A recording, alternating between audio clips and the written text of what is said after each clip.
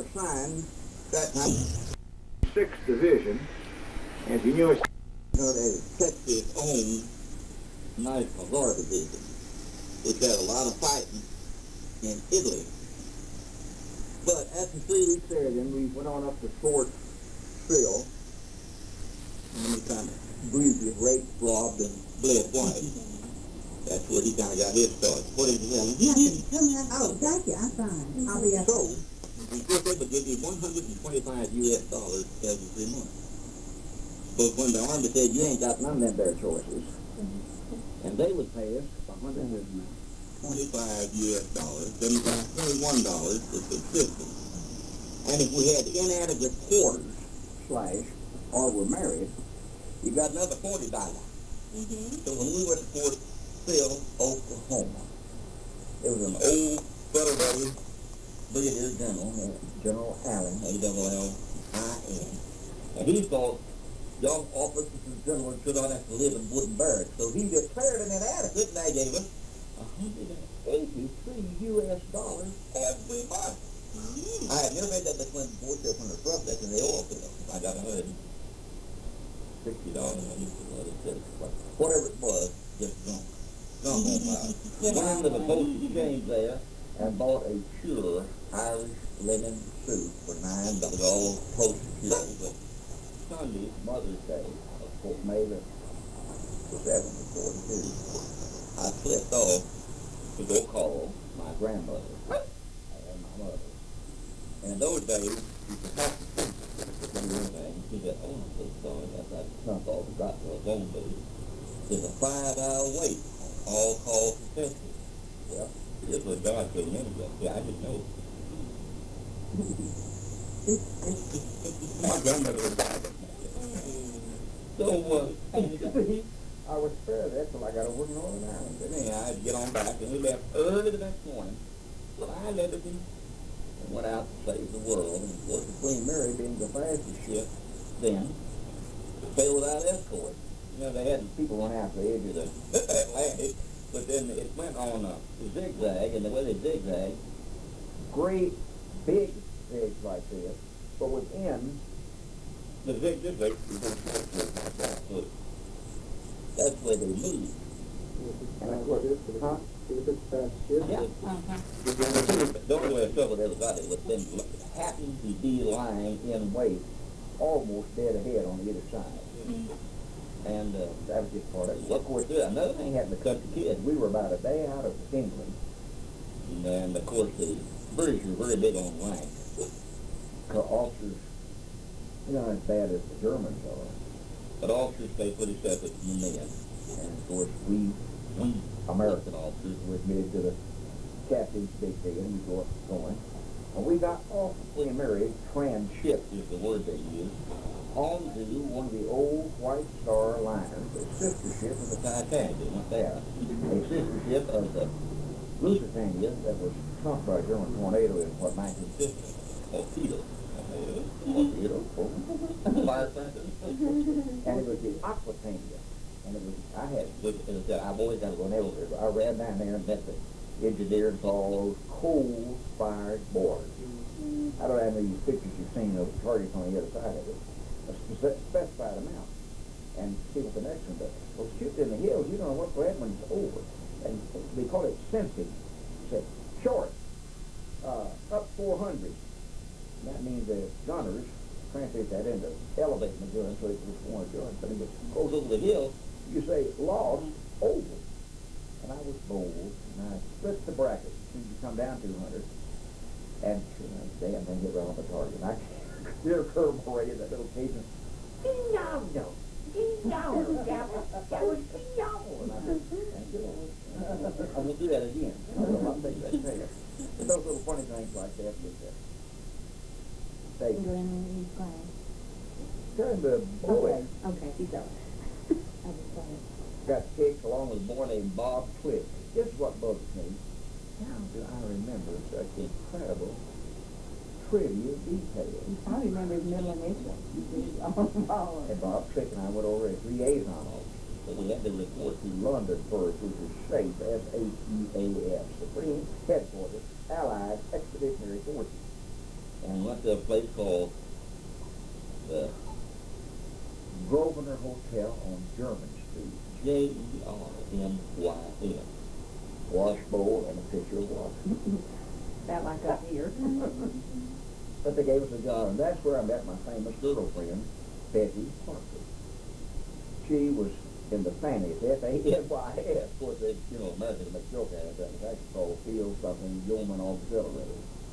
But Betty was assigned to drive me, and I don't remember right now. No, this little Norwegian named Morena that drove Bob Click. And what our job was to run out to all these various British quarters and see what it would take. And the British word is billet. We'd say, can you put in there? But billet. And we met all this crap for the division that was coming over. So we pretty busy 10 days or 2 weeks maybe. And we got still out of the countryside, and ours was near Chester. And if you ever read Roman history, look at that dog up there. We hit him with a... Oh. Which is both after, Sarah, you or Jay? That's the Jay. With the swat. Can you see the green swatter On the above mantle. the TV? No? Oh, Yeah, honey, don't redirect it directly. I'm sorry. Especially when you ain't good right. Okay. Little manufacturers. Well, stomp him on the fireplace. Careful when it leaves. What? The way it's back in the Yeah. So, Chester is extremely interesting. Have you ever been in a town that had 2 levels of sidewalk? No. This is the only one I know of, and well, that doesn't mean it's the only one, but Chester's an old Roman town. Part of the old Roman wall still goes around the thing, but they have 2 levels of sidewalk. Isn't that amazing? Yeah. For a long, long time, I had a green tie, which was approved dress in those days when we changed uniforms, that I bought at somebody's place in Chester, and it was on the 2nd floor of the sidewalk. Well, what was so funny about this, I'm inserting, now you insert anywhere you want to. Okay. My brother, 42, came over there nearly a year later and was assigned to Chester. So he got to meet Betty Parker and Raina the Norwegian and a whole bunch of others. And of course, Betty spent more time with Bill, farm boy, than she did with me. But she got introduced to Americans. And see, you and I say crazy. They say, oh, you're fabulous. And I said, you have to queue up. And he said, I said, hell no. Betty was so sharp. He said, I don't stand in line to pay anybody money. I will stand in line briefly to get money. He still won't. And then they had, see, they were so severely rationed. The biggest single impression shock I got when I went into Germany after the First World War, 8 months later, was how much better off the Germans civilians were than the poor British were. See, the British didn't have any homegrown stuff to speak of, and they were entirely dependent on shipments from out here. Actually, the first part of the war, people don't realize it's the first part of the war. Before we really got geared up, the U-boats were winning it. The U-boats were sinking more tonnage than was getting through. And these are all these sad stories that nobody knows about. They don't tell anybody, especially ladies. But Betty and I were out there. We were simpatico.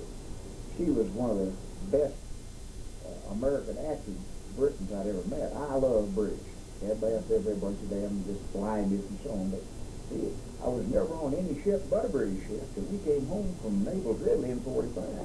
Went over on the Queen Mary, invaded North Africa on the Durban Castle, got out of Odessa on the SS Duchess of Bedford, and came home then on the Mariposa, which was a Matson line steamer that normally ran between Hawaii and San Francisco. So, it was pretty intense times, and the British had just such limited things, but of course we had a key or 2 or 3 and little trumpets. And she was a daughter of the lowest ranking British nobility class, baronet. Baronet, he ain't as high as a baron. The baron ain't as high as a earl, and an earl goes on up to somebody else. I don't know whether he's qualified for the House of Lords or not, but she was a real good girl. And later on when we came home, Helen sent her silk hose for her wedding. Yeah. And we corresponded We have through kept with Betty correspondence. Parker, and we met her when we went to England. When your father and my mom Yeah. went with Betty Parker across the train all the way from Edinburgh down to London, spent 5 or 6 hours with us, caught that train back up there. She was big in dog shows, and she had done one that Saturday and had to go back to have another dog show the next day.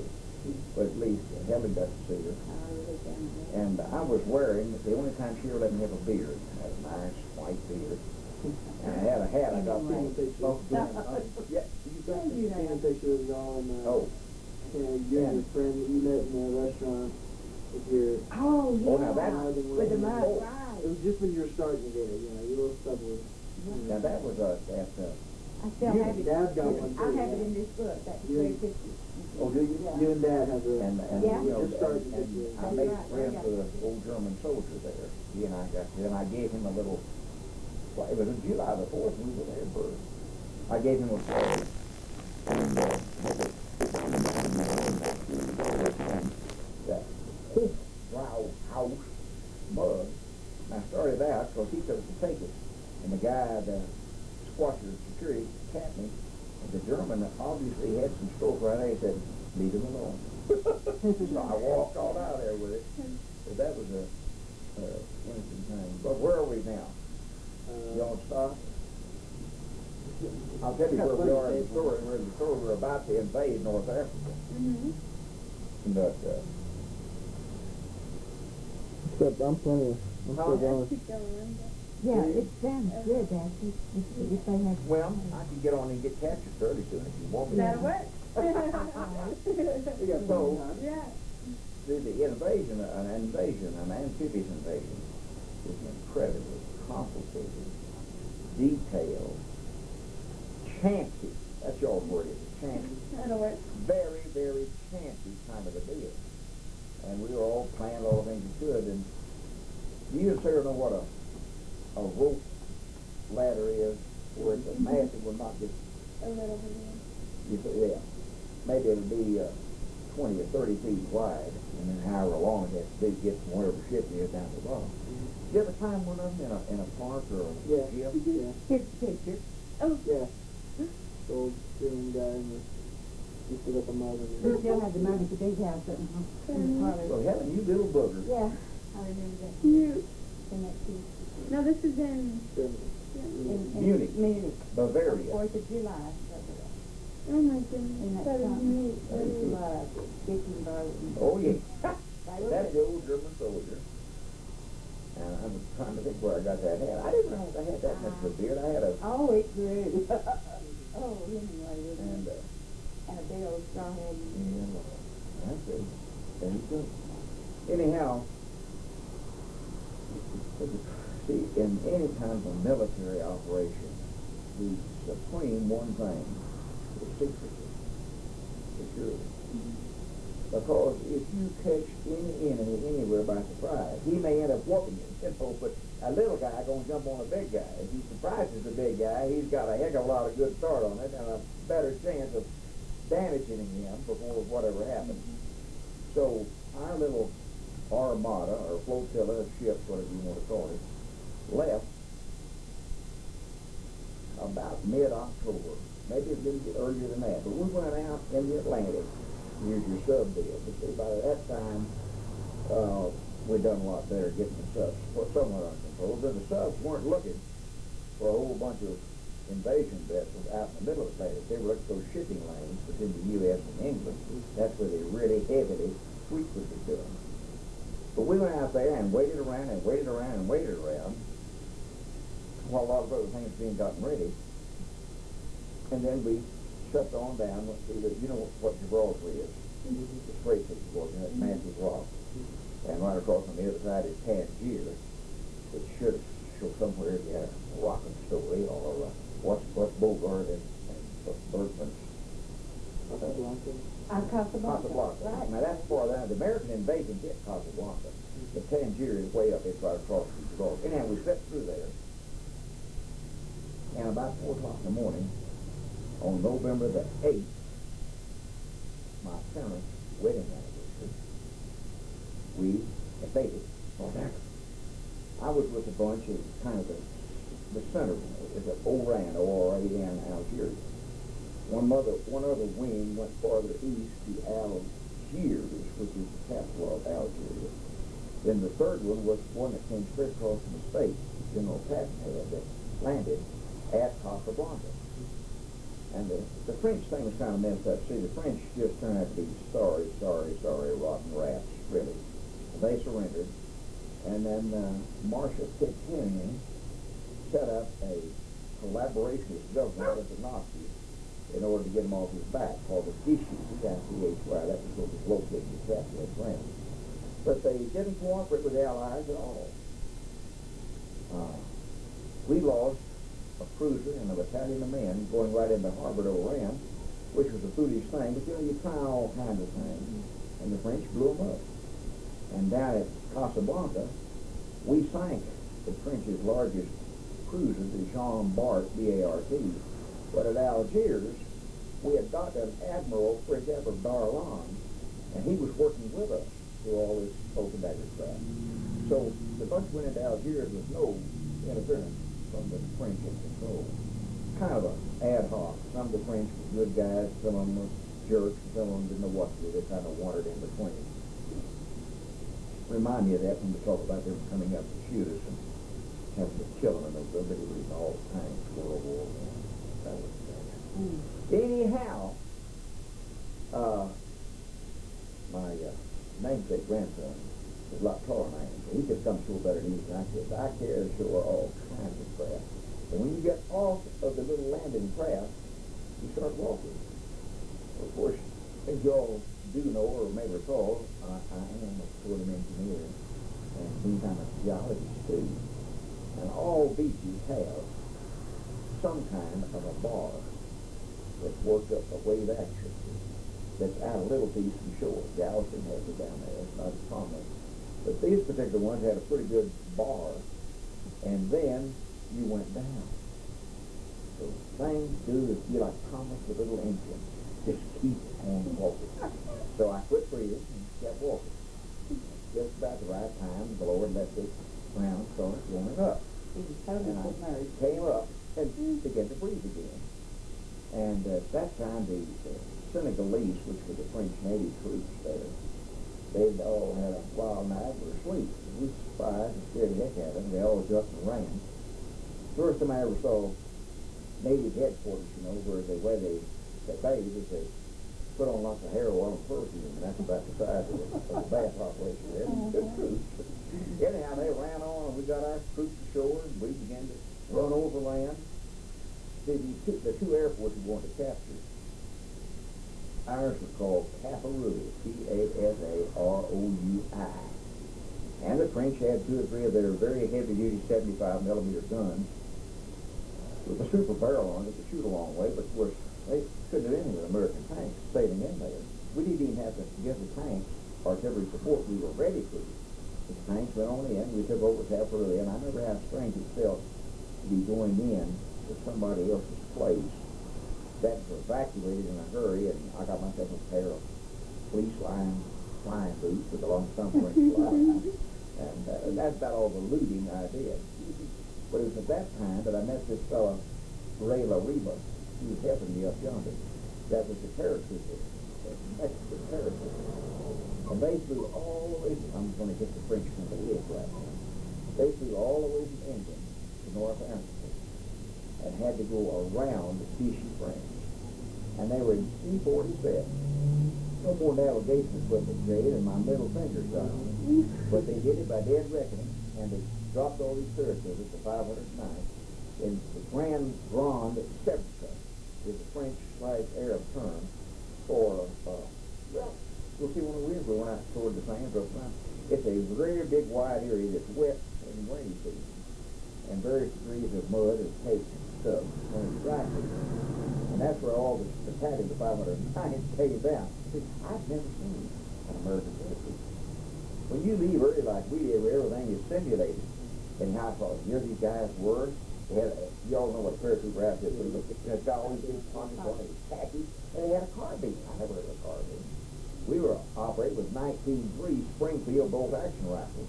Then the later troops had the Garand, the M1, which is a wonderful weapon. I traded for one later on.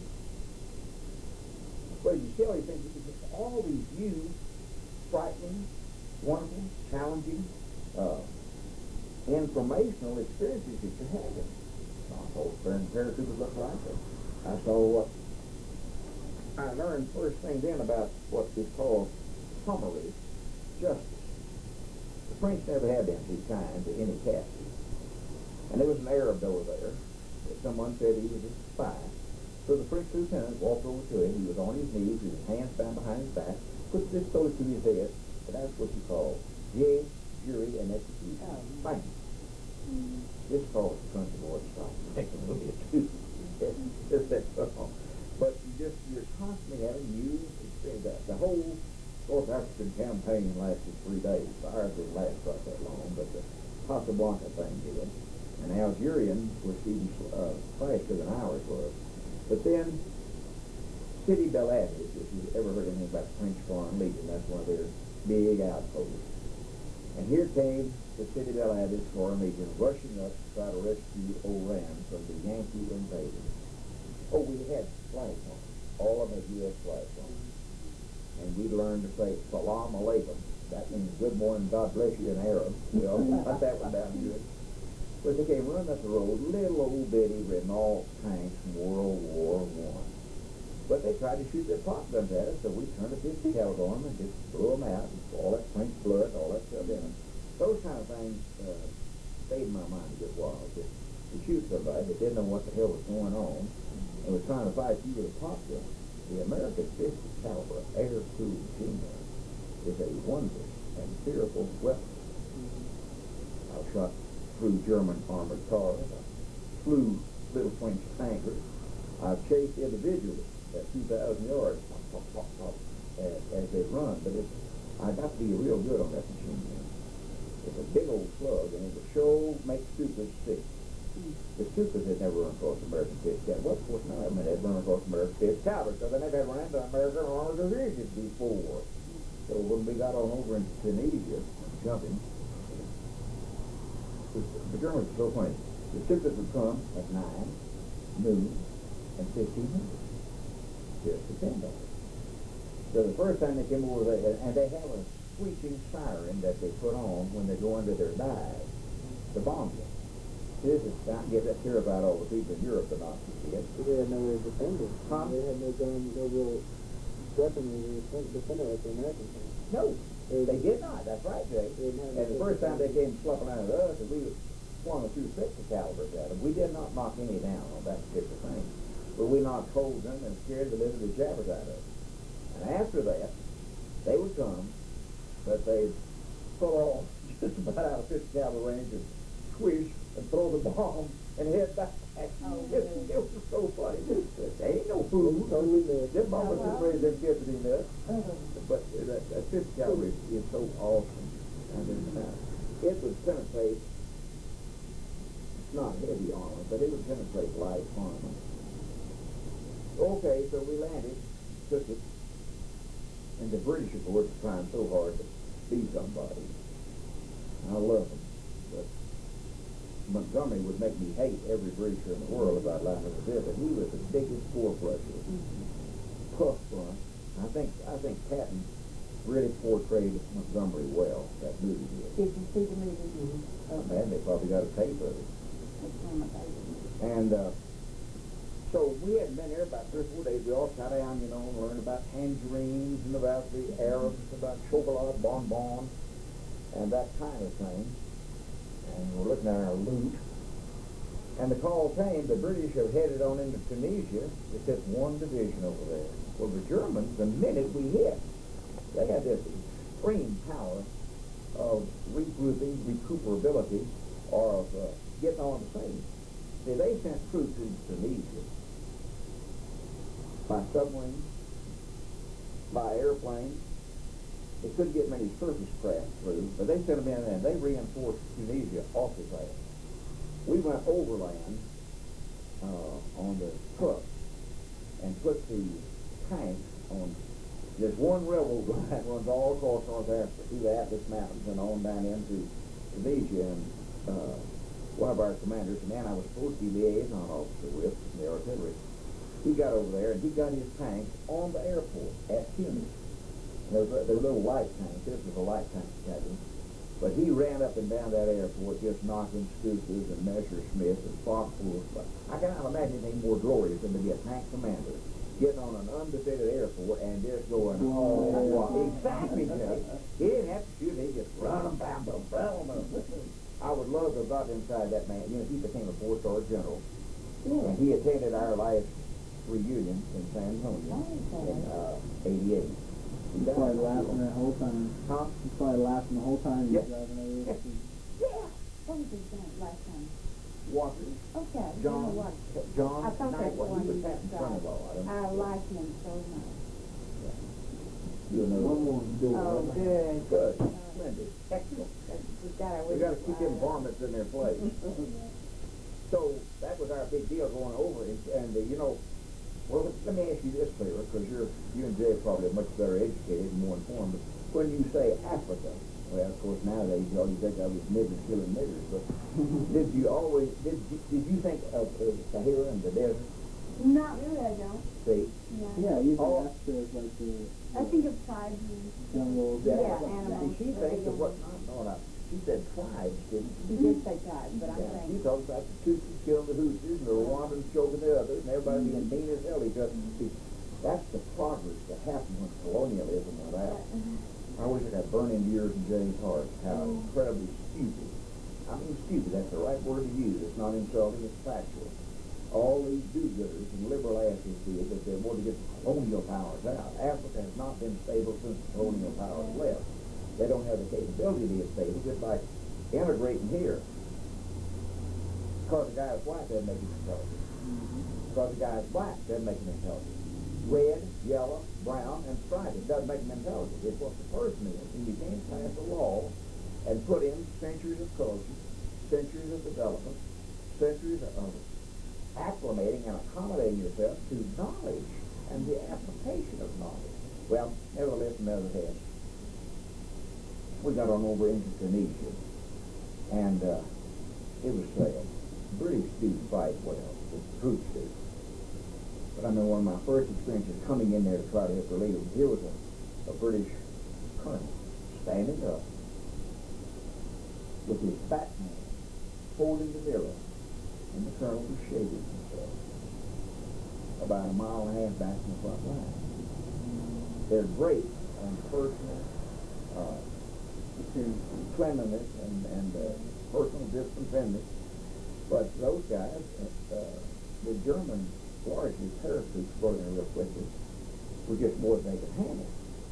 See, my first shot fired in anger was on Thanksgiving Day, 1942.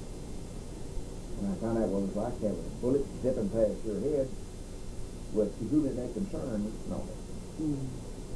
And I learned how it was to shoot back at them. We had our artillery force. I think I was a good artillery observer and a good artillery liaison. And we advanced pretty rapidly up to a point, not too far out of Tunis, stabilized, shall we say.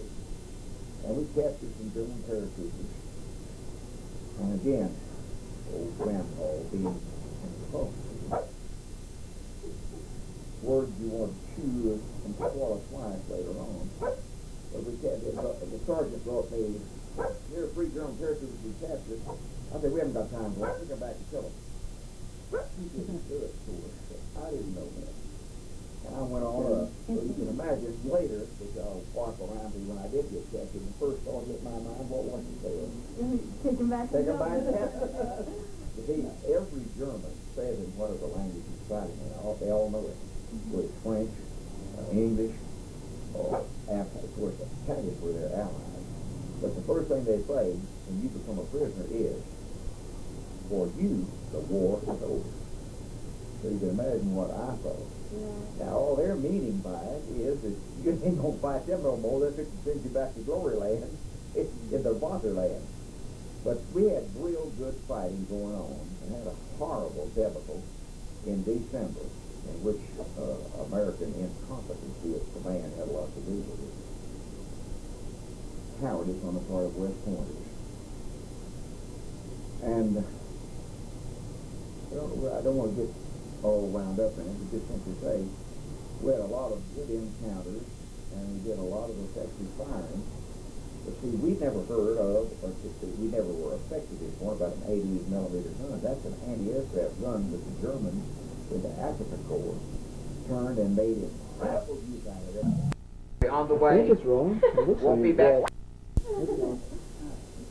Now about the, You know what the song you used to sing says, goodbye dear, I'll be back in a year, don't forget that I love you. And this is kind of interesting side thing, the orders that put me on active duty June the 8th, 1941 from A&M out to Camp Louis and up to Fort Sill, had our release date. We were to be released 1 year later, June of 42. So you talk about having fun. I pulled out my set in Northern Ireland and said, where are they going to get us back there? If this done said, I'm going to be turned loose here. June of 42. Well, where's the turn now? Where's the turn loose man? But the U.S. didn't know anything about the other war. But by God, they done. Okay, so we had one horrible engagement, and finally made it out. I came out of it on a tank, lost my half-track. Helen Ruth gift me for a Christmas year before a silver tone portable radio from Cedar Robot. It was a marvelous deal, cost $25.29. From my teaching. 2/3 of her teaching for that week. But when we finally came back, that's when we had what we called Super Valley. We were back there trying to regroup, re-equip, and get ready for something else. And that was the time when I'll tell you about, the students, they wind up real fast with the American pistol cavalry. Then, we made a couple of runs up and down Tunisia, trying to help the French. Who kind of gotten on the ball then, such French as it were, free French. And we were, of course, making these nice runs in half tracks and blackout lights on dusty roads. That is an interesting experience. You could get a lot of these people nowadays that are seeking thrills, going druggy and playing chicken. I'd like to get in there. Maybe you had that driver about 3 nights. You'd have all the chickens you ever possibly assimilate. But we were very lucky. Well, it's funny, Mark, we had excellent, superior march discipline. Our drivers were as good as they could be. Well, when we had that horrible attack, one time I did the dumbest thing in the world, but I was full of stuff. The Germans had attacked, and one of the infantry guys had been killed, and the highest tracks were down behind the crest of the hill. And I sent word. I give the signal, let's all charge up the hill, man the machine guns, we'll clear the crest. Well, I gave the signal. My half-track driver stood, drove up the hill, and when we arrived at the top and we were shooting them face on face, how many of you think I saw on either side of them? no. 0, 0. And I was sitting there shooting these people. And my driver got shot on this side right here next to me. My radio operator got shot on this side next to me. I don't know why. They did and I didn't. So then I pushed down to one side, got the driver's seat, did a 180 and back down the hill and started wrapping them up, binding them with first aid. And both of them were flesh. Kind of flesh, wound is a wound. Then I went back to look for the battery. And as I go over like that, I could see the German tanks had already come in from a flank direction. And I got up as close as I could to try to learn something about it. But that old sea battery. I trained with sea batteries. I was Fort Knox with sea battery. I was overseas with sea battery. I wasn't in sea batteries at the time, I was in headquarters. And I pulled up like that, and people think tanks are dreadful. Well, they are. But tanks are a lot blinder than you think they are.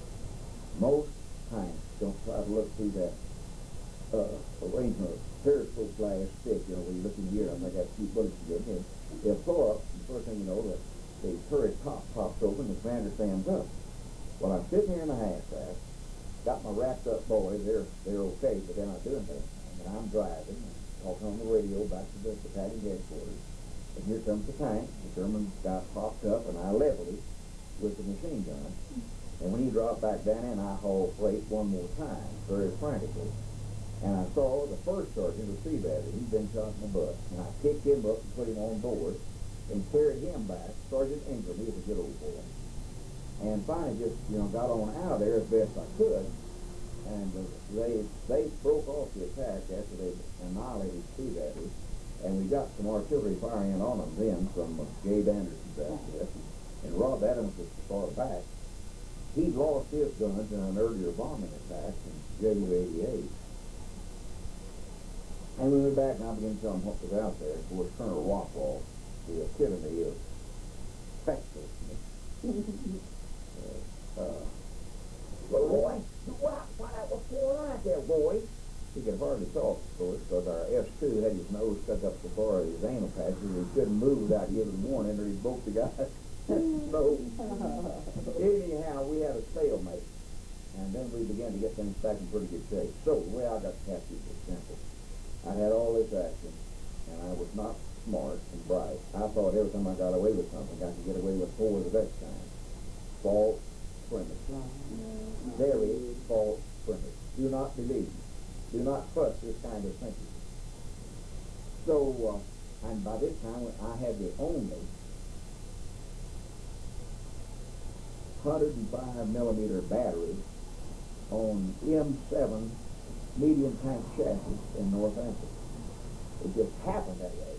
But I was sent back in as the executive officer, that's number 2 of sea battery, and they got our guns from the infantry company, Hammond Company. So I had 6 wonderful big 105 millimeter guns, mounted on a medium tank chassis, and tremendously good gun crews, and we could give fast, rapid support.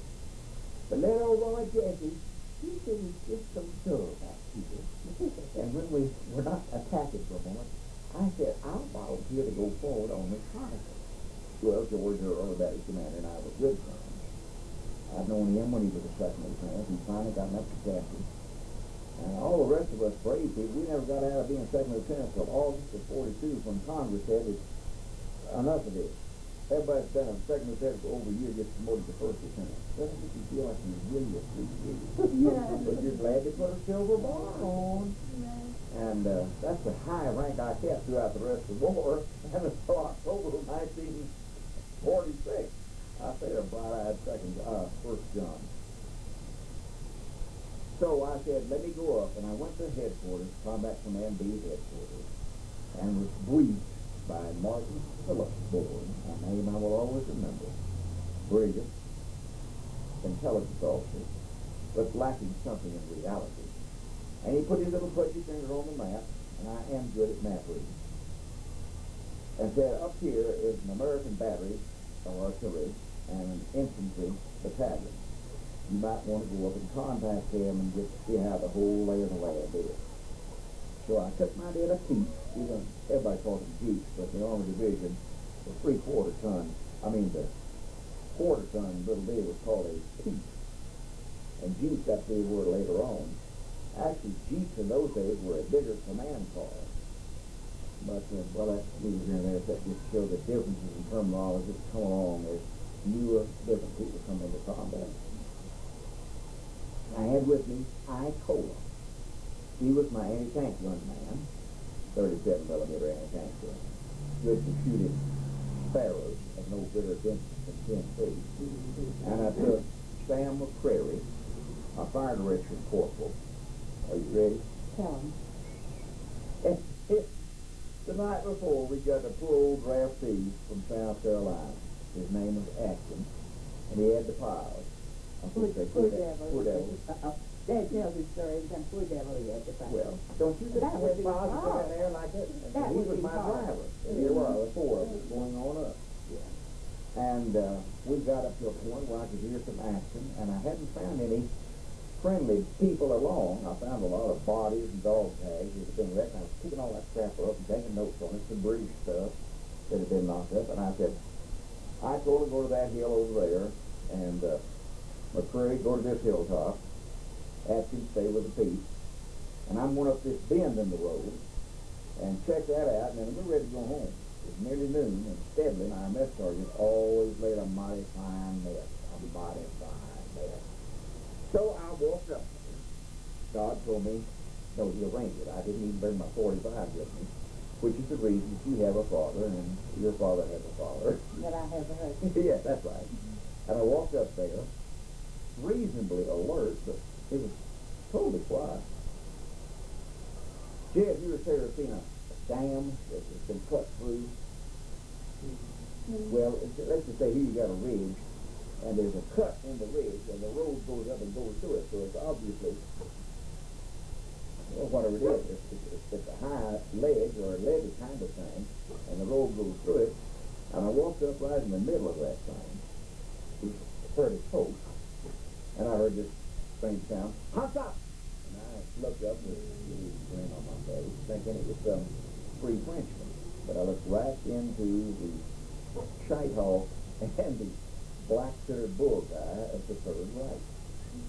And there I became acquainted with the Africa Corps. They said, for you, the war is over. Like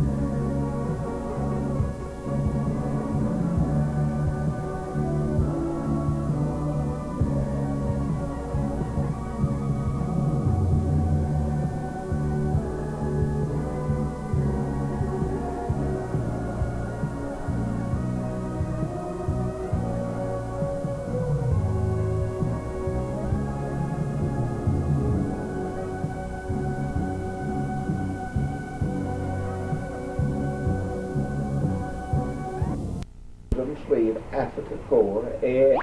I thought, my golly, I had no idea Rama was anywhere around. And neither did our people. Well, I've got to get down. I've got to tell them something. So the first question she asked me were about American movie stars. She was excellent English. And we talked about that. And the first time I ever saw a German Volkswagen, the combat type. You know, much later, they put out these little ones that you all don't know, but they were very similar to the ones in First Combat. Little washing machine engine that people used to talk about. And the German lieutenant, of course, stood speaking in the German. He said, "Woot, woot." I said, "Ah, good." And then the first thing they gave me was Super. Damn good shit. They know how to make it. And they asked me a few questions, and I got the sergeant. I said, "Now, you've been very nice to me, and I want to do you a favor. We've got 4 armored divisions over here waiting to attack in the morning. If you take some of your good friends, I'll take you and them back, and I'll save you." Have you any idea how loud he is? That's not right, right all the way. Well, if it's been Italians, I could have captured a regiment of Italians. By yourself. Yeah, Yeah, they were just looking for an American to give up to, but it was not. It was that dumb Astor Corps. So they questioned me and sent me on back to higher headquarters, and that's the first time I saw a Tiger tank, and it almost caused me to defecate. I didn't know we had things that huge and that large and that foreboding. He had a bigger than an 88 in it, and we didn't know they were up there. And I passed by it, and I thought, yeah, but there ain't no way to escape. You're inside their lines, you can't do epic. And so I went on back and was turned over to an artillery, Italian artillery regiment. And that night, I sat with the iPad at a table laden with goodies, candles, and waiters. The Italians knew how to fight in style as long as you didn't cause the shooting at. So when Helen had this, fortune teller story from Carla told her, he saw me at a banquet table. You know this story, Joe? We all have been reading the bullshit. Well, I'll fill you in there. All that bullshit was typed up. I mean, Well, printed they up. hadn't read that article. Okay, they haven't got it either. Well, okay, then I don't want to labor it. A few more details may be appropriate. So I did. I ate with the Ike. Then, of course, I was a German POW, not Italian. But they were a gesture of love, and they sent me over to the artillery regiment, if I was not artillery. And we all hobbled a little bit back and forth in pitiful walk. Oh. And then they turned me loose, put me back in the dungeon. Dark. And that's when I heard Oxford English being spoken.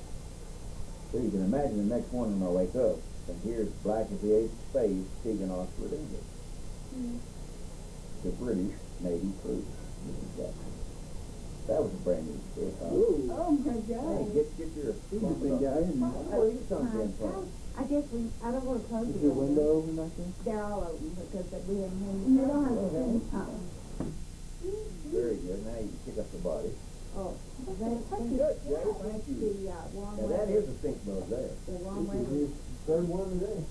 Oh, We're slaying them. I hate to close the window because it's so cool. And I had, they gave us canned horse meat, which was ridiculous. People say the horse meat is good, just don't Sure you, trust but you it. don't know it. But I didn't care whether I knew it or not. Yeah. So we were kept there. Then the next day, I was forwarded on to Tunis, along with other captives. And you see, my men who came after me very shortly, I only got to see them a few hours, and that's where God inspired me again. I couldn't do much for Atkins with the pounds, whatever. But I took Sam McCreary and promoted him to a sergeant, because he had more authority to do, and I had to fight the president for it. But I did, and wrote him his payday. See, if he was a sergeant, he would get out of a labor type of the POW thing. And how I knew this, I don't know. I think God told me that he never did. Anyhow, I did that to him. And I left I just left after. See, I told I was only Spartan 1 a month. When I went up the road and didn't come back, and the 2 others came to look for me, Atkins and McCreary, They threw hand grenades, and Icola heard that. So Icola turned, and he blared ass all the way back to the battalion on his happy feet. Yeah, because the other thing, yeah. And he reported that we were all killed in action. See, that's the way that thing came home to him. That's the telegram But you we will got. find out when you ever get around to reading that, That he was killed. that they sent the line home, missing in action, presumed dead. And we had Later- memorial service in Coffin Farm, and the horror of it, I didn't believe it was dead. They had it. Anyhow, went to Tunis for interrogation there. So that was kind of the gathering thing. And they had a little German second lieutenant named Charles. Looking back on it now, I'm sure he was queer, but he was smart as could be. And, very unctuous and polite. Hell, I didn't know what a queer was then. Well, that's not true. I've been approached a time or two at Rice when I was down there with the Aggie band after the game. And I declined the privilege. But it was funny, and we were there, of course, supposed to get on out to Germany. The priorities were German wounded, American captives, and particularly the officers. And we waited there for 3 weeks in Tunis, except on 26th of January. We didn't get out of there till the middle of February. We would march to the airport. Come on in. Really. Sorry. Well, the second time. No way, he's recording. Oh, well, I okay. got you right there. What do you say? Hey! Good looking? What you do? I don't know. So, we marched out there 2 times, and the third was stunk. And see, the planes that were supposed to come in and get us were shot down by British and American. American flyers were flying Spitfires. Our own planes over there were P-38, the light ones, you can just, they had a twin-tail going, and twin-engine plane. So the third time we got out there, and of course it was full of Italian planes, still evacuating civilians. See, lots of war were in Tunisia, and also in Libya. And they were.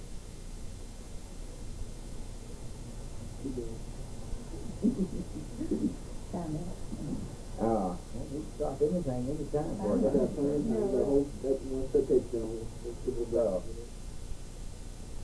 Then the third time we got out, and the German transport plane, they're C-47, it's called a JU-52 Junker.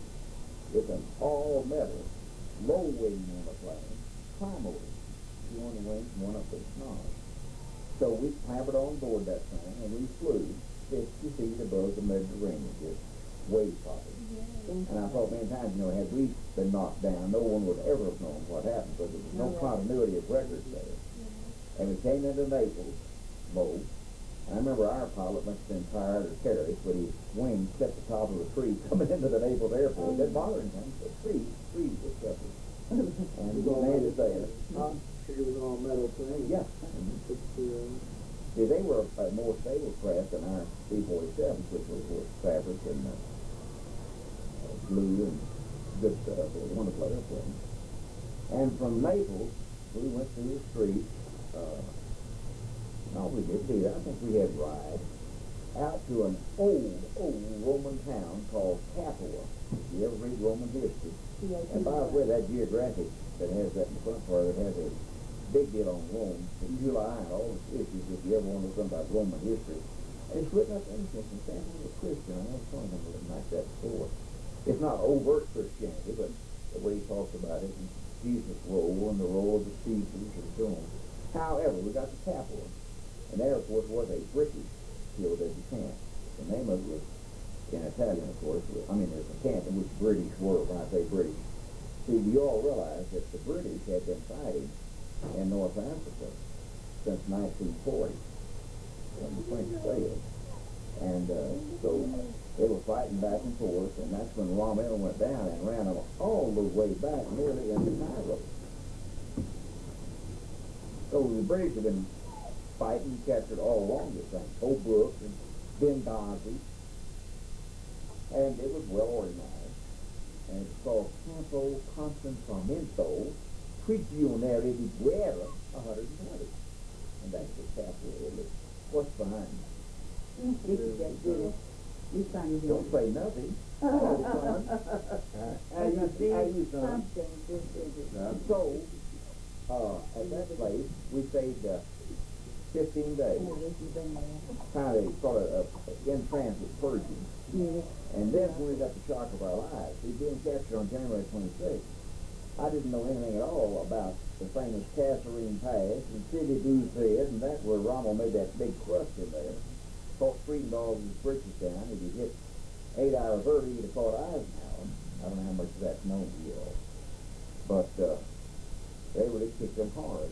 Later, our outfit, the 1st Armored Division Combat Command B, came back down from where we had been and helped eject Rommel's troops. There was another one of his brilliant thrusts that we were not ready for. But what I'm trying to say is, just a day or two before we were leaving, in comes to the big compound over there. These other guys in the 1st Armored Division, I didn't even know had been fighting. They were Combat Command A. General Waters, General Alger, and other good friends, Amon G. Carter, Carl Victor Hansen, and Diddler Warren, all that bunch. But we were leaving to Groundhog and 9 other people, along with one Air Force guy named Flint, Ted Flint, from lower Minnesota, who had shot down in the desert and wandered in and picked him up, were the first 10 American ground force officers in Germany. Up to that date, and this is the latter part of February, they had been leading the captured people in North Africa in already established British prisoner of war camps in Italy. But that earth is a significant point I'm trying to make clear, and I may screw it up, is that German intelligence, as early as February of 43, knew how rotten the Italian infrastructure, that's fine nowadays, infrastructure, I call it a damn organization or a people or a country, whatever the hell it wants to be, was getting stinky. So they weren't going to leave any more valuable trading stock, that's an American field, I guess, down there. So we were the first in, and they didn't have any American camps, period. We went through Moosburg, which is above Munich, which is where the picture was made. We get to do a lot. And we went to Rotenburg on Fulda, all flag 9AZ, a British camp.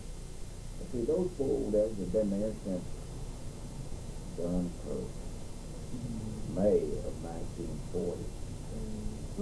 And they were all in there. They were well organized. They got all kinds of packages of clothes and food from home. Here we young, hungry bums were, and they were as nice to us as they could be. They took us in, fed us, and we taught them softball, and they taught us cricket. I can just hear now, ball, scotch, bull. Throw him out on third, buddy. And that was a big deal for them, But they had their British procedures. That's not the word I want to use, but their rituals. Thank you. See, in the morning, any idiot can go down there early and make tea down in the mess hall. But come 3 in the afternoon, only well-dressed and proper battle uniform, some damn major or higher supervisor, the sergeant, making proper tea. And then everything stops, and we have tea and whatever you had out of Red Cross parcels for home package. Oh, well, how is good. But for some reason, I don't know why. Oh, we got mail? Well, I made an instant hit with the British. I guess we never been a Texan before. And I was not what was called an introverted Texan. I was an extroverted Texan. And they just cottoned on to me real good. And it wasn't 3 weeks till the British, we use SBO, means senior British officer. SAO means senior American officer. They're trying to run the camp. Brigadier Nicholson, he committed suicide, I think. But called me and said, Ted, we have had a tunnel point here for about 5 months.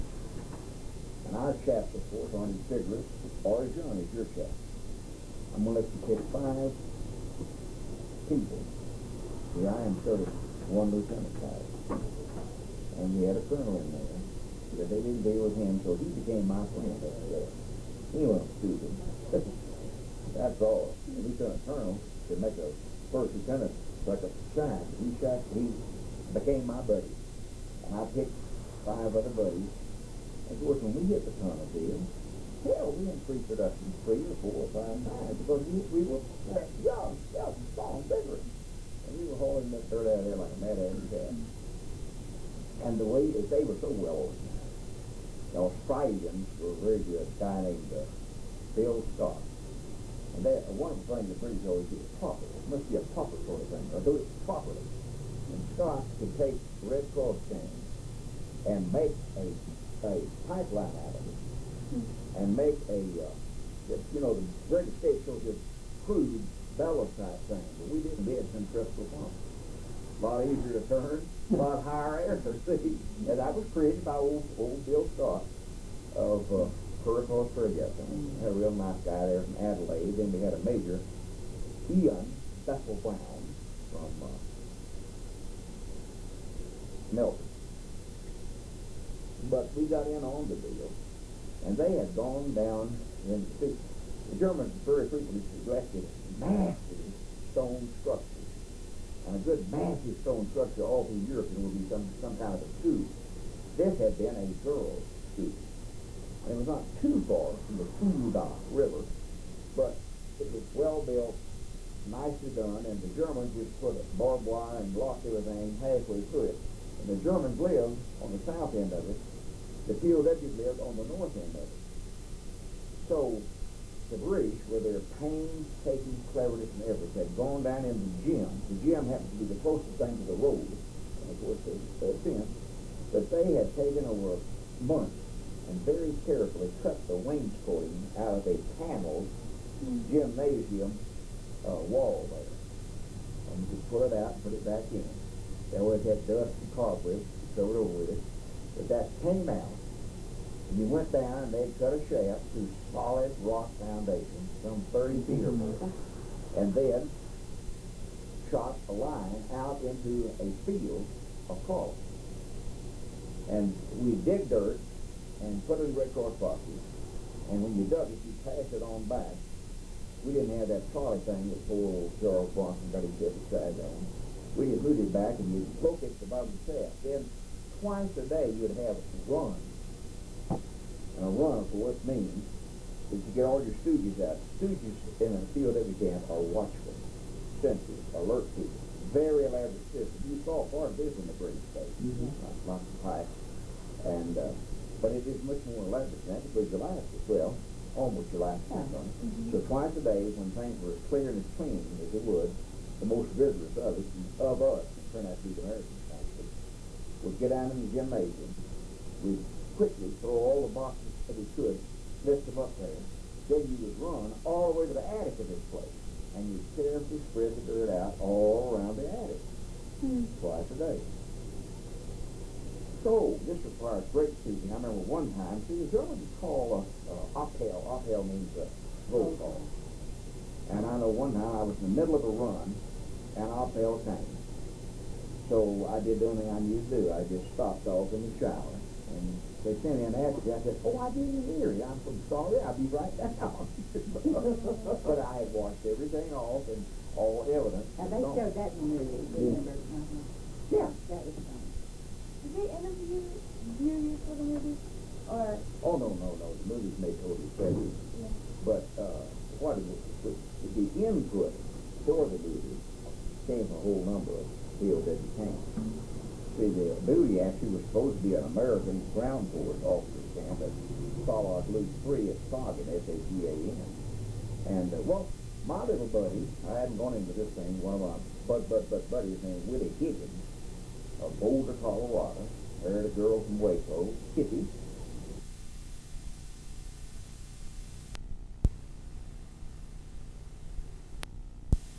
Go for it. But, well, here, We started. We're going. We can move along. because I had told you know that they let me pick 5 of their Americans, and we used to outdistance the British because we were young and vigorous. And I think I told you that the Australians were very clever. Yeah, I remember telling you now that we had a centrifugal blower that pushed down a pipe made of milk tin. In the Red Cross packages, we got powdered milk, and it was called Klim, K-L-I-M. What is Klim? Milk spelled backwards. Oh. So we got to be Klim tin, but we had a number of challenges on that. It was a long cotton picker. I told you it started in the wainscoting of the gymnasium, which is beautifully paneled, and the British had done all this early work of cutting through there, digging down about 35 or 40 feet through stone and into the ground. So you get down real low, get under the roadway and on out, which was a lower elevation as you slope. So you had to get way down here and then go. And guess what we ran into? An underground stream of water. So Scott and company began to make some more pumps and additional water, and back up this way we had a dry spot. So we had to get one extra worker. He stayed up there and pumped. It wasn't huge amounts, water from the wet spot. Back up here, it was down to the dry spot. And into the And of course, we did it the same way you saw in the British case. We get bed slabs. And fortunately, our ground was pretty firm. There was never much danger of any cave in there, and that particular ground around Rotenburg there. And so we just kept digging, kept making a run, and spread it over the roof. And time came for the Germans to open up a brand new American ground force. All these are specific designations. Officers camp in Poland. This is what became All Flag 64. But we were told we were all going to have to move out. And we were only, 15, 20 feet from breaking the tunnel, 284 feet of tunnel. So, Colonel Van Vliet, and as I said, once Colonel Van Vliet, a West Point graduate, and my buddy, and his daddy had been a West Point graduate before him, and his son is a West Point graduate. They've got their names up in the rafters at the point. But Colonel Van Vliet became my buddy, which was wise at that time, because I was higher with the British than anybody else was. He loved old cakes and just swinging ways. So when we knew they were going to have to leave, we conceived a plan. Colonel Van Vliet and I would manage to stay behind. Colonel Van Vliet fell down a flight of 50 stairs, and they wrapped him up, and said he couldn't be moved. So what are you going to do to protect? Well, of course, low rank, you get something different. So they had to create a high fever for me. You know how you create a high fever? Inject sterile protein into the fleshy part of your body. I can just see right now that the British captain named Crook, blue-eyed brunette. He said, well, Texas, no problem.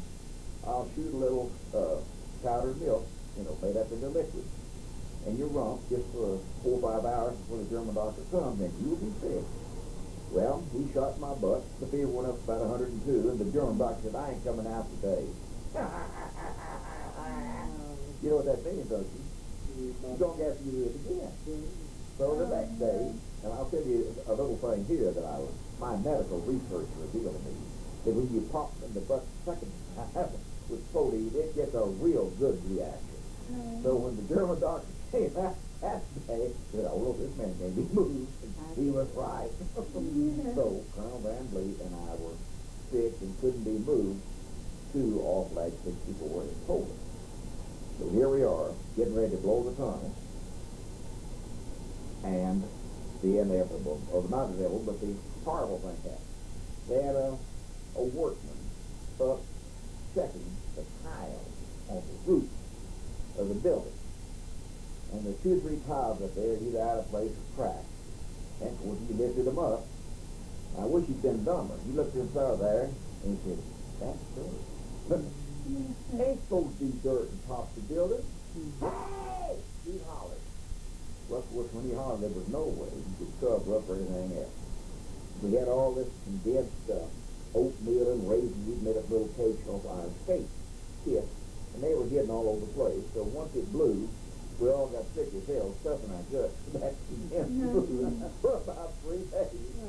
But that ended the escape attempt from Rotenburg off like 9 AZ, the British camp. So then, after a proper period of time, 10 days, something like that, Colonel Van Beet and I were judged fit for traveling to join the other Americans over in Poland. And I'll always love this other part here. The security officer at Rotenburg was a World War I German, complete Prussian German, monocle and eye, and gloves, always dressed, and he was wounded. He walked